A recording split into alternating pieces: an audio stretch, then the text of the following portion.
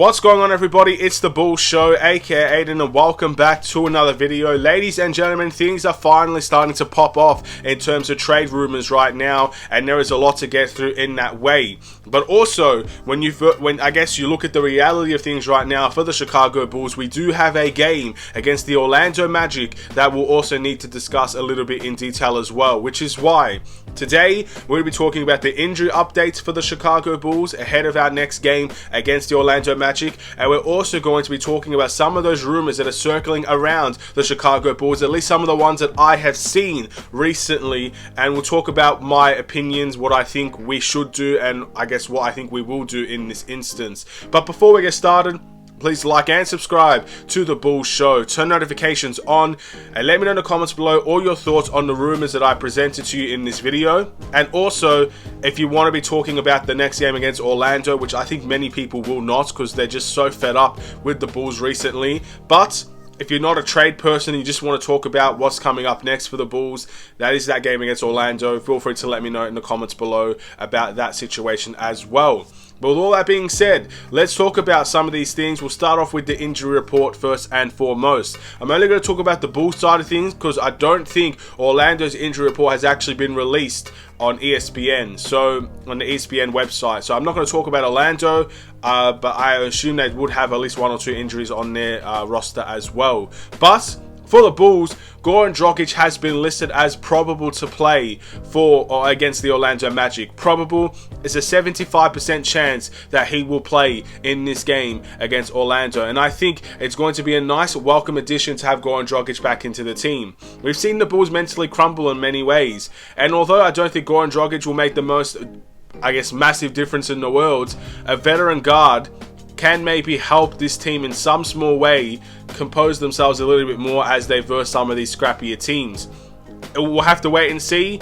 Again, if he doesn't play, then we don't have that, I guess, veteran leadership on the team and whatnot. But all things considered, whether Goran Dragic plays or not, this Bulls team is going to have to do a lot more than they've done in the last two games to win against the Orlando Magic. No matter where they are in the standings, they've already beaten us before. They have beaten some of the top teams in the Eastern Conference before. I know a lot of people will say Orlando should be a pushover team, but they're not. And they haven't been for a while, despite what their record says. So in order to win this game, we're going to have to play hard, we're going to have to play focused, and we have to not crumble under pressure. We can do that. We might be able to win this game against Orlando, whatever it may mean for this Bulls season. But we'll have to wait and see on that situation. But now, I guess the topic and the discussion that most of you guys will probably have been waiting for. There are a lot of Bulls rumors recently, ladies and gentlemen, about the trade deadline and about some of our players. There is a lot to get through here. I don't know how long I'm going to take on each one of these segments, but I feel like all of them are very important to discuss. So I want to discuss the one that I don't think will actually really, I guess, come into fruition. And that is that the Hornets and the Pistons are ready to pursue Ayo Dosunmu. And I guess that means in terms of restricted free agency, as Ayo Dosunmu is on his last year of his deal. He is a restricted free agent, and the Bulls will have to make a decision heading into restricted free agency. The reason why I feel like there's not going to be much that happens in this situation is because I just think the Bulls are really in love with Ayo. At the end of the day, no matter how much he's played well or how much he's struggled, for most of the season he's been our starting point guard. And I think that counts for something. I don't think the Bulls want to let go of Ayo Dosunmu right now as we speak. And at the end of the day, I personally think he's had a better season last year, in all honesty. I don't really know how the stats align between last season and this season, but I thought last season he was much better in terms of his production and whatnot. But that's okay. Whether he's having a greater season this season, a greater season last season, whatever the case may be, I still believe there is a hell of a lot of potential in Ayo Dosunmu. And that's one thing that I've seen recently that I don't think will happen. Yes, I'm sure the Pistons want to pursue Ayo Dosunmu. I think the Hornets want to pursue Ayo Dosunmu. I believe these things. But I also believe the outcome will be Ayo Dosunmu will be here long term. I've felt that way since the beginning of this season. I still feel that way now. Look, no one on this team is untouchable. I'm not saying that Ayo Dosunmu could not leave. I think there is a possibility he could leave and another team could pursue him and he could go join another team. But at the end of the day, with the power in our hands, we make that decision in restricted free agency. We could be willing to match any offer that we want in this way. the power's in our hands. It's basically up to us if we want to let Ayo Dosunmu leave or not. And judging by how much I think the Bulls really rate Ayo, I don't necessarily think there's a chance that he'll go to a different team. Or I don't think he will go to a different team, but I do think there is a chance, obviously, that he could, but I don't think he will. That's the first rumor. Let me know in the comments below what you think about that. But again, in terms of, look, if you want to risk another team overpaying for Ayo to the point where we can't offer him that same deal, maybe Ayo could be in the trade conversation here, if that's where the direction is going. That's a small possibility in my mind as well. If the Bulls know, for example, the Pistons are going to come in, overpay for Ayo Dosunmu multiple years, the Bulls don't have enough money to get to match that contract, or they're going to have to go into the luxury tax to max that contract, or to match that contract, sorry, and they know this is going to happen, then maybe there is a trade in mind or a trade in place to trade Ayo Dosunmu. But again, all those are very small things that could potentially happen that I don't personally think will happen. So that's the first thing. The second thing, if the Bulls decide to trade Alex Caruso, it's been reported that they think they can get 2 first-round picks in return for Alex Caruso. Wow. There's a lot to take into consideration there. What my initial reaction is that if we can get 2 first-round picks for Alex Caruso, I think you should do the deal. Again, I love Alex Caruso. I think he's a leader on this team. When we're not really filled with many leaders, but I think Alex Caruso is one of them, especially on the defensive end. But right now, you're looking at a situation where if the Bulls, you know, they got rid of 3 first-round picks to get guys like DeMar and Vucevic into this team.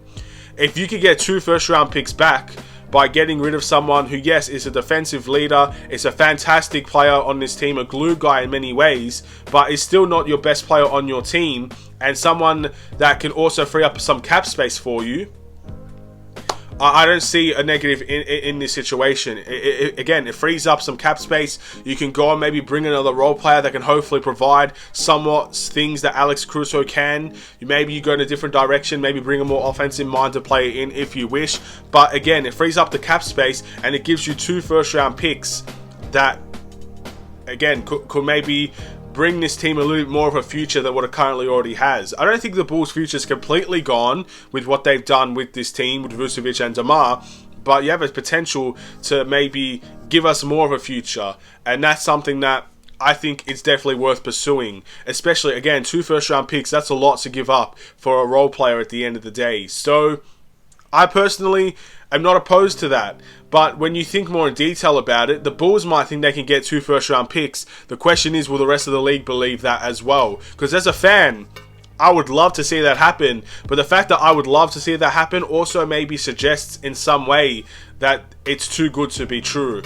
And I think in this situation, that's how I feel. I feel it's too good to be true to have Alex Caruso leave our team for 2 first-round picks in return. So at the end of the day, I don't think the Bulls are going to get 2 first-round picks for Alex Caruso. If I really think hard about it, I can see a first-round pick for sure, especially for a contending team like the Warriors. I think they'd just throw in a first-round pick for the sake of it. But at the end of the day, 2 first-round picks, I'm not too sure about that. I think a first-round pick and a player could work. I think a first and a second, maybe. First and 2 seconds, maybe. Maybe there's negotiation there. But 2 first-round picks, I'm not too sure would actually be able to get that over the line for Alex Caruso. That's my honest opinions on the situation. We've also talked a little bit about Andre Drummond. I'm not going to go too much in detail about this, but obviously a lot of reports suggesting do not be surprised if we trade Andre Drummond by the trade deadline. I made a whole video about this, so if you haven't seen that video already, it's the last video I uploaded. Please go check it out. It will be about Andre Drummond. Again, I kind of think it's the right thing to do. That's my basic answer on the situation. Alrighty, ladies and gentlemen, now we've got a very contradicting story in relation to our best player in Zach LaVine. Now, before I get into both of these scenarios, I do have to say all of these at this point in time are just rumors. There is no specific opportunity or no specific thing saying that one thing is correct and the other thing is false, or one thing is false and the other thing is correct. At the end of the day, all of these are rumors. Even the Caruso rumors, the Ayo rumors, the Andre Drummond rumors, they're all just rumors at this point in time. I must implore, please do not take anything that I say in this video as gospel or as it's going to happen. The last thing I want is for you guys to believe something's 100% going to happen, and then by the trade deadline it doesn't end up happening, and then you're going to be mad at me for, I guess, talking about these things. All of these things are rumors. I'm not here to spread false lies or anything like that. I just want to talk about the rumors in place. And of course, when it comes to Zach LaVine, there are two rumors that have been put in place that I think are very contradicting. Let's talk about the one that I saw. This is from Daniel Greenberg's tweets. He tweeted one of these things out, basically saying that the Bulls are very intent on keeping DeMar DeRozan. They're really strong. They feel strongly about it, as well as the fact they will not trade Zach LaVine. That's the first, I guess, rumor that's been coming out for the Chicago Bulls recently. The second rumor is that the Bulls would be willing to accept 2 first-round picks and Russell Westbrook for Zach LaVine in a potential trade. As you can see, 2 contradicting stories here. And look, you're going to get this in the media. You're going to get this on social media. You're going to get different people writing different reports about our players because they know the Bulls situation as well as the Lakers situation as well. So it's not out of the question that one of these things is false and the other one is true. But at the end of the day, like I said, these are just rumors. Do not take what I say as gospel. But I do want to talk about this situation a little bit more in detail. If you had to ask me which one is more likely, I would obviously say the Bulls are not trading Zach LaVine. I've been saying it for so long now that I don't think the Bulls will trade Zach LaVine this season. I just don't think it's in the cards at the moment. But of course, when there is a trade opportunity available and it looks like there are people drawing up the trade of Russell Westbrook and 2 first-round picks for Zach LaVine, I do think it's necessary to talk about the trade and why there is small possibilities it can happen. This has been a rumor last season as well. There was a 3-team trade that revolved Russell Westbrook and 2 first-round picks to the Chicago Bulls for Zach LaVine. This trade is not new news in many ways. It has been persistent from last offseason as well. But in saying that, I do want to talk about this trade a little bit more, and of course I just want to talk about why this is a talking point for the Chicago Bulls. As unlikely as I think this trade is, I can see this trade in 2 scenarios potentially happening and what the future might be for the Chicago Bulls if they do it. The first one would be, obviously, trading Zach LaVine. You're getting 2 first-round draft picks in return, which again, very similar to the Alex Caruso deal. You're potentially gaining some of your future back that you may have missed or you may have given away with the Vucevic and DeMar trades.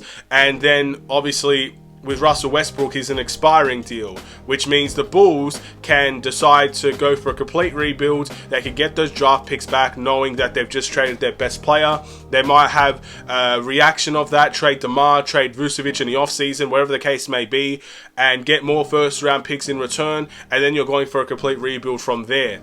With, obviously, Russell Westbrook being an expiring deal, you've also got a ridiculous amount of cap space. You could probably go and sign a really young player from restricted free agency, a young player in general to bring to your team. That's one direction the Bulls can go down. And then they rebuild and they rebuild and they rebuild. Yes, those draft picks they're miles away. They're years away. They're light years away. We're not thinking about 2027 or whenever their first round picks are, but you obviously have a chance to rebuild from here, trading your best player.